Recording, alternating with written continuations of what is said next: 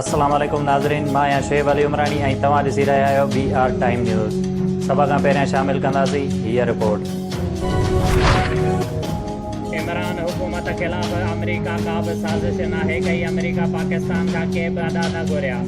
सियासी बहरान में इमरान ख़ान फ़ौजी क़यादत खे पाण घुरायो हुयो। DGISPR हक़ाइक़ साम्हूं आणे छॾिया। मेजर जनरल बाबर अफ्तार प्रेस ब्रीफिंग में चयो त नेशनल सिक्योरिटी कमेटीअ जे एलामिया में साज़िश जो को बि लफ़्ज़ नाहे।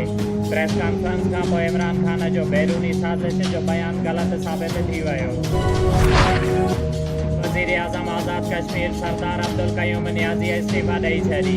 इस्तीफ़ा सदर आज़ाद कश्मीर ऐं चेयरमैन PTI इमरान ख़ान खे मोकिले छॾी। पंहिंजे ख़िलाफ़ साज़िश ऐं मुबैना डील सां इमरान ख़ान खे आगाह कयो।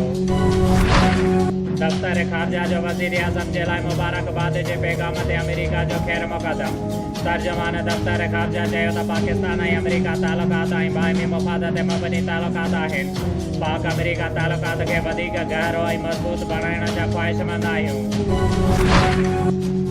डिप्टी कमिश्नर शहीद बेनज़ीराबाद आमिर हुसैन पामर पीपल्स मेडिकल अस्पताल नवाबशाह जे ट्रामा सेंटर जो दौरो करे मरीज़नि खे मुयसर तबी सहूलतुनि जो जाइज़ो वरितो। उन मौक़े ते medical superintendent peoples medical college hospital doctor Fida Hussain Chang, doctor Khan Baloch ऐं डायरेक्टर फाइनेंस मंसूर हुसैन सियाल साणस गॾु हुया। दौरे दौरान deputy commissioner Aamir Hussain Pamar trauma centre जे डॉक्टरनि ऐं अमले जी हाज़िरी पिणु चेक कई ऐं हिदायत कई त सफ़ाई सुथराईअ जी सूरत हाल में वधीक बहितरी आंदी वञे। सराड़ीअ में गुज़िरियल 1.5 महीने खां शाखूं बंदि हुजण बैदि राति देर सां लूंडो ऐं सराड़ी शाख में पाणी वही अचण बैदि मुंड जे नंढनि वॾनि आबादगारनि पारां शाख में लिफ्टूं लॻाए पाणी कढण जो सिलसिलो शुरू करे ॾिनो।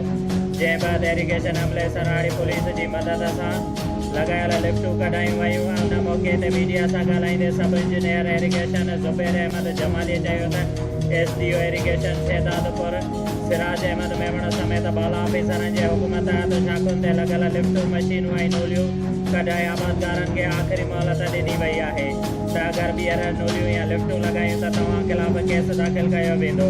ॿिए पासे आबादगारनि जो चवणु हुयो त 1.5 महीने खां वधीक शाखूं बंदि हुजण ऐं पाणी न अचण सबबि आबादगारनि जा कयल वण कयल ऐं भाॼियुनि जा फसल पिणु सुकी रहिया आहिनि। जॾहिं त इरिगेशन अमले पारां शाखुनि में घटि पाणी छॾियो वियो आहे जेको वाटरनि ते चढ़ी कोन थो, जंहिं सबबि ॼाणायल फसल सुकी तबाह थी रहिया आहिनि।